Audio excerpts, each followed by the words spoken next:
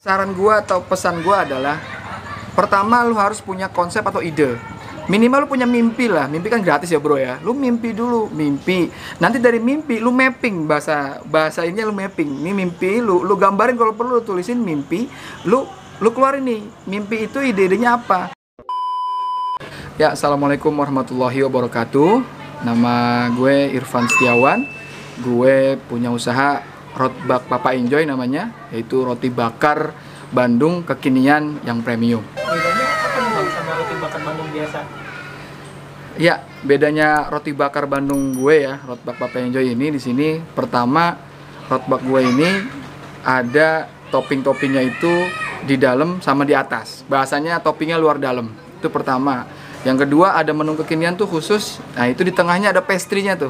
Kayak roti kering croissant gitu. Jadi kalau misalnya di tengahnya lu gigit, itu ada krenyes-krenyes. Nah, itu yang bikin bedanya. Ditambah lagi toppingnya topping premium tentunya. Jadi yang beda dengan roti bakar Bandung yang lainnya, toppingnya luar dalam, premium, dan juga ada pastry-nya. Itu idenya dari mana sih Bang kalau boleh tahu? Ya, kalau ide usaha roti bakarnya, jadi waktu sebelum gue buka ini, gue sering banget beli roti bakar kayak gini.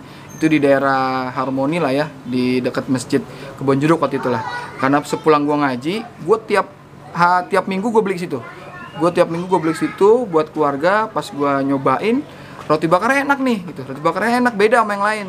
Terus akhirnya gue cari dekat-dekat sini, cari roti bakar juga dekat sini, beda lah pokoknya. Akhirnya mulai deh gue nanya-nanya di sana, apa aja sih kalau modal untuk ngebuka ini, apa aja sih, butuh apa aja, butuh topping yang belinya di mana, butuh pemanggangnya, sampai gerobak-gerobaknya gue tanya segala macam kan.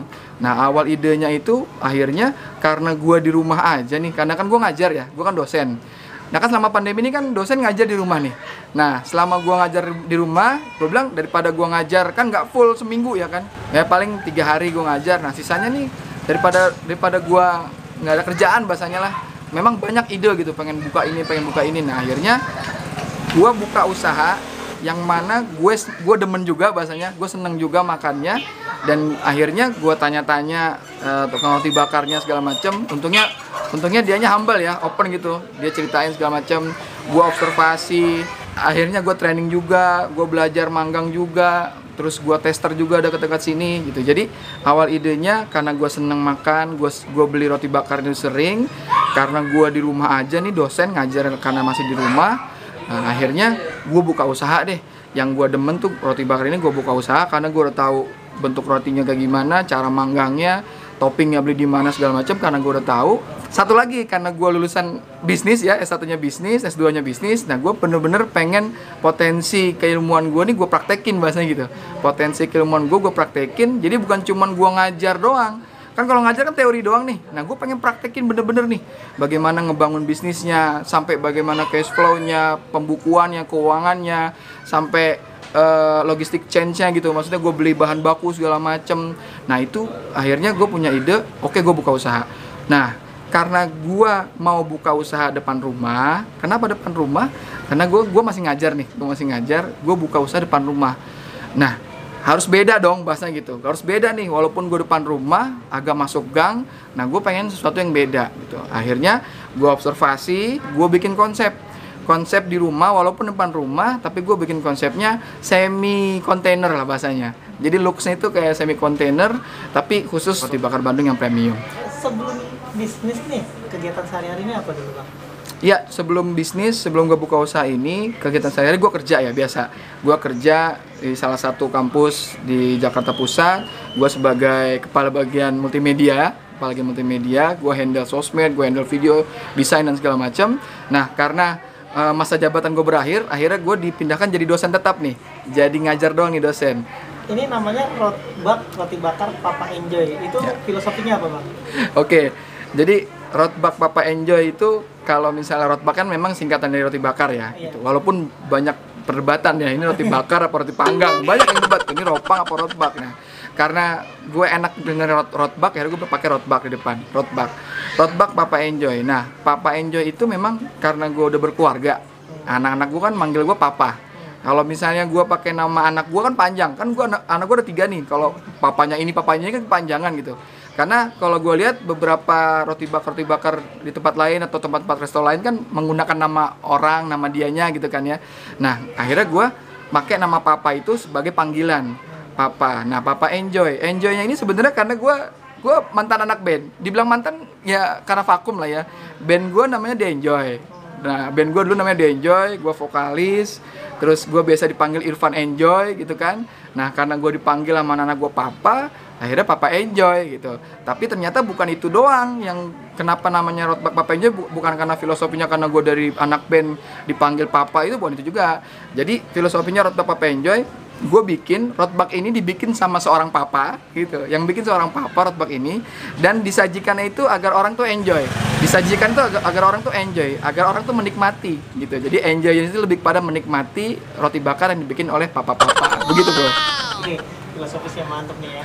Kira-kira apa sih yang membedakan usaha ini yang digarap sekarang ini sama usaha yang sering kita temui di tempat lain, kayak misalnya entah itu roti bakar gerobakan atau usaha rumahan yang di dalam gang. Itu yang membedakan apa sih entah konsepnya, entah bentuknya, atau seperti apa, Bang? Ya, yang membedakan dari usaha ini ya, usaha Rotbak Papa Enjoy ini konsepnya, pertama memang gua mengkonsepkan looks-nya ya, tampilannya itu seperti kontainer-kontainer yang gue bilang tadi di awal, dagang di dalam gang gitu, bukan depan gang, dalam gang. Nah, tapi dengan terkonsep gitu.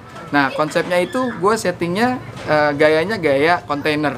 Nah, jadi walaupun di dalam gang, gue mengambil orang tuh supaya eye catchingnya itu gue dengan terkonsepnya apa, dengan tampilannya seperti kontainer, dengan pewarnaannya pun jujur ya, dengan pewarnaannya pun gue mengambil psikologi secara teori ya, mengapa warna kuning, mengapa warna oranye sampai warna merah, itu bener-bener gue menganut dari teori-teori psikologi warna sampai sejauh itu pertama. Yang kedua yang mungkin membedakannya dengan roti bakar khususnya ya, khususnya roti bakar mungkin yang di gerobak, yang lain. Nah, di gua ini gua mengkonsepnya itu dengan toppingnya pertama yang premium ya, topping premium dengan bahan-bahan yang orang udah tahu lah, ini toppingnya bukan yang bahasanya bukan kiloan di pasaran gitu, tapi yang premium gitu, yang orang udah tahu pasti rasanya udah pas gitu, rasanya udah pas.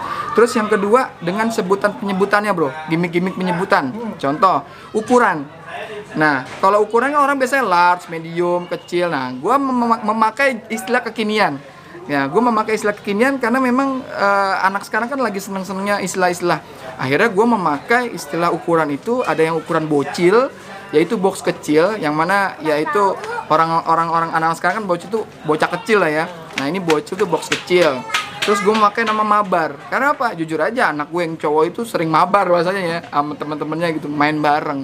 Ya udah, gue bilang gue mengadopsi bahasa-bahasa anak-anak kekinian karena konsepnya roti bakar kekinian, selain toppingnya yang kekinian gitu kan.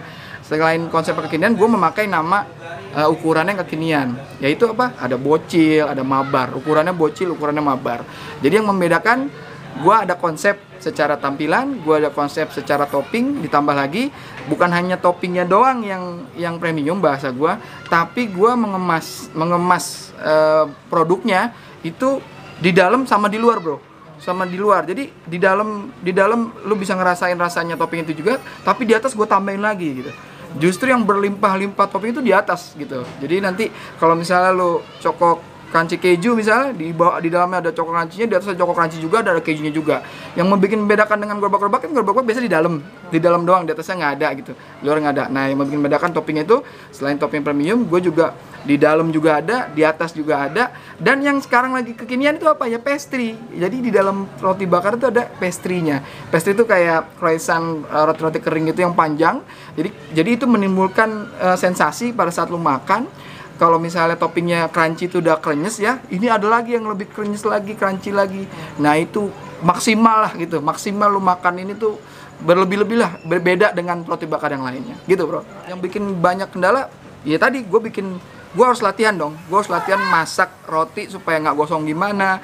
Terus gimana awal untuk apa namanya, mungkin gue ngelapisin menteganya atau margarinnya, gue lapisin segala macam. Jadi tahap-tahap itu gue rasain banget dari yang gue basicnya gue bukan masak gitu, basicnya gue bukan masak, gue ngedit, gue ngedesain segala macam, basicnya gue bukan masak.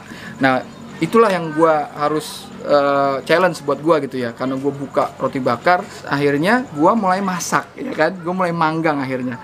Ya itulah gue ngerasain, jangankan lu manggang rotinya ya, lu ngebelah rotinya itu pakai cara ternyata, dan pakai pisau khusus. Nah dari situ tuh bagaimana awalnya rotinya kurang pas potongnya, terus jadi hancur, jadi kebelah semua, harusnya kan nggak kebelah semua.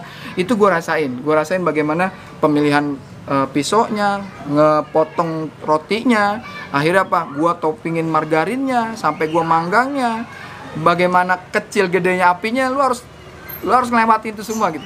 Kecil gede apinya itu kan, bagaimana lu manggang itu lu nggak sembarangan api, lu harus tahu kecil gedenya api. Karena apa? Karena kalau misalnya lu manggang apinya terlalu besar, nanti jadinya seperti apa, lu manggangnya hasilnya seperti apa.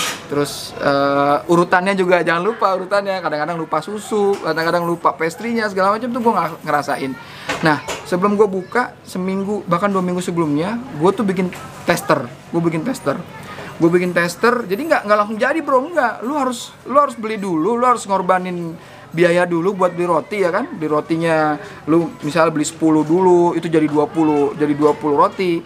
Nah karena gua pengen ini konsepnya premium, jadi pada saat gua mau tester, gua sekalian foto produk bro gitu. Jadi pada saat gua bikin 1, 2, 3 sampai menemukan topping yang pas ya sebagai andalan tuh, gue coba-coba, nggak asal oh kita bikin ini, enggak.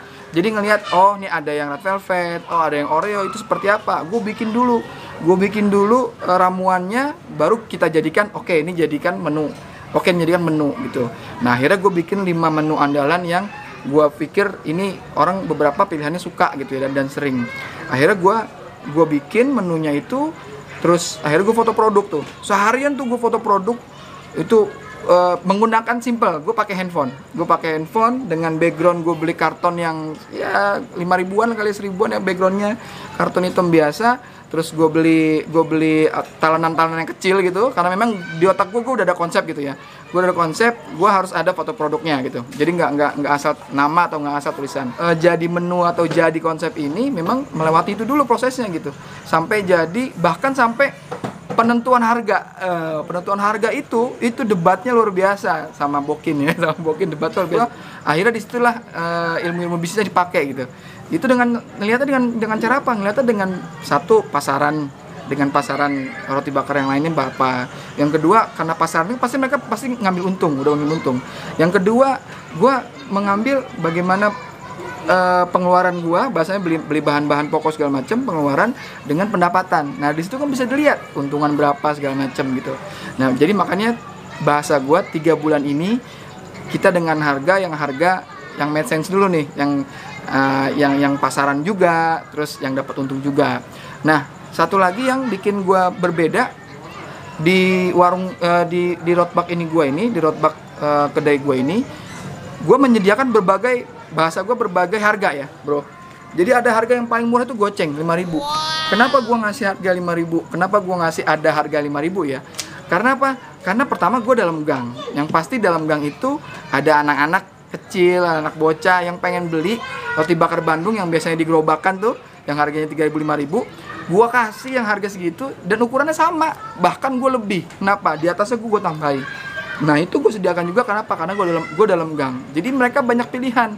Mereka mau yang murah, mereka mau nyobain duluan. Kadang-kadang kan kalau misalnya gue beli roti bakar Bandung yang langsung gede itu bro, dia kan harus yang mahal ya. Padahal gue pengen nyobain dulu nih, gitu. Akhirnya gue menyediakan yang ukuran bocil juga. Jadi semua proses itu bener-bener gue lakuin. Akhirnya apa? Bukan cuman packaging, bukan cuman tampilan toko, bukan cuman bahan baku, bukan cuman gua belah roti, manggang segala macam, tapi konsep juga. Bagaimana konsep openingnya juga bro. Sampai grand opening itu dipikirkan bagaimana strategi pemasarannya ya. Strategi pemasaran gimana nih? Apakah diskon, apakah buy one get one? Akhirnya gue buy one get one. Lu beli satu, beli satu. Kenapa? Karena pilihannya gue mau mengenalkan rasa roti bakar gue sebanyak-banyaknya. Alhamdulillah selama 3 hari itu gue sampai 2 hari gue tutup toko gua karena mereka pre-order semua nih, banyak nih sampai pre-order gitu. Peaknya itu sehari bisa sampai berapa item itu udah kejual maghrib tuh udah tutup lah bahasanya gitu, sore tuh udah tutup karena saking keluar banyaknya di awal-awal strategi promosi. Jadi pertama munculnya ide usaha itu kan banyak basic permasalahannya ya, bisa dari karena pandemi, lo di rumah aja, bisa karena ada yang di PHK, mungkin ada yang dirumahkan dan segala macem. Mungkin hampir sama lah dengan permasalahan gua. Nah dari situ saran gua atau pesan gua adalah pertama lu harus punya konsep atau ide. Minimal lu punya mimpi lah. Mimpi kan gratis ya bro ya. Lu mimpi dulu, mimpi. Nanti dari mimpi lu mapping, bahasa ini lu mapping. Ini mimpi lu gambarin, kalau perlu lu tulisin mimpi. Lu keluarin nih, mimpi itu ide-idenya apa. Nah, usahakan idenya itu yang dekat dengan lu. Yang dekat dengan lu. Kalau lu bisa lakuin, yang bisa lakuin misal lu seneng makan, ya lu buka usaha makan. Lu senang olahraga, ya lu buka usaha sport misalnya. Atau lu demen gambar, desain segala macam, lu buka usaha. Jadi ide itu pertama diusahakan mungkin dekat dengan lu dan lu bisa menggapainya. Yang kedua, lu harus berani gitu. Lu harus berani mencoba, karena apa? Gua pun belajar dari orang-orang bisnis yang lain. Bahkan mereka udah jatuh bangun bro, bahkan mereka udah ngabisin masa rugi mereka, bahasa gitu kan. Kan kita nih punya masa rugi katanya kan kalau buka usaha. Jadi kalau lu belum lakuin, lu nggak akan tahu bisnisnya lu mau jalankan seperti apa, rugi untungnya seperti apa, karena lu belum lakuin. Tapi kalau lu udah mulai start, nah ada bahasa salah satu aplikasi ya, lu start aja duluan, mulai aja dulu ya, mulai aja dulu. Nah itu bener, lu mulai dulu, karena dengan lu mulai, lu akan mulai semua energi lu, bahkan semua fisik lu akan bergerak untuk mewujudkan impian lu itu, bergerak untuk mewujudkan usaha ini. Selain itu yang tadi dibilang bahwa lu harus analisa, seperti yang gue bilang tadi, gue menganalisa, gue mengobservasi, ya. Selain lu menganalisa, mengobservasi, lu juga harus punya konsep. Walaupun sekecil-kecil apapun konsep, lu minimal ada perbedaan lah. Kalau misalnya lu ditanya sama yang lain, bedanya apa? Karena memang banyak sekarang yang orang copas ya, copas usaha. Kalau mau lo gampang, banyak yang bilang gampang, lu tinggal franchise, itu nggak masalah, itu oke. Kalau lu bisa belajar seberapa dapatnya, tapi lu harus belajar bener-bener tuh proposal bisnisnya. Tapi kalau lu yang mau mulai usaha sendiri dengan brand sendiri, itu lebih keren lagi. Kenapa? Karena lu akan membesarkan usaha lu sendiri, lu akan tahu bagaimana jatuh bangunnya, dan bahasanya ya lu rakit ke hulu, berenang-renang ke tepian lah ya bahasanya. Lu sakit-sakit aja dulu, lu modal dulu segala macem. Saat lu ngeluh seperti itu, lu lihat yang udah sukses. Kenapa harus lihat yang sukses? Karena yang sukses pernah gagal. Lu perhatiin apa strategi dia. Apakah dia strateginya karena marketingnya, apa strateginya dia karena sodakohnya, apa dia strateginya dia ketama ibunya. Itu banyak gue pelajarin gitu. Gue pelajarin. Makanya lu nggak akan bisa ngerasain itu semua kalau lu belum mulai duluan. Untuk itu lu jangan patah semangat. Lu punya ide, lu punya konsep, lu wujudin. Apalagi di masa sekarang, lu harus kreatif, lu harus banyak ide, bro. Oke, terima kasih Bang. Semoga thank you. Sukses usaha. Amin. Semoga Senang berbagi bro. Jadi amal jariah ya. Amin.